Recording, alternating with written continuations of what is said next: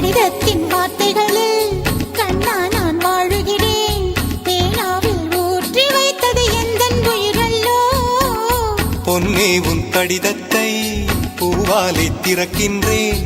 விரல் பட்டால் உந்தன் ஜீவன் காயம் படுமல்லோ. அன்பே உந்தன் அன்பில் ஆடிப் போகின்றேன். செம்புக்கள் தீண்டும் போது செத்து செத்து பூ பூக்கிறேன். காதல் கடிதம் தீட்டவே மேகம் எல்லாம் காகிதம். வானின் நீளம் கொண்டு வா பேனாமையோ தீர்ந்திடும். சந்திரனும் சூரியனும் அஞ்சல்காரர்கள்.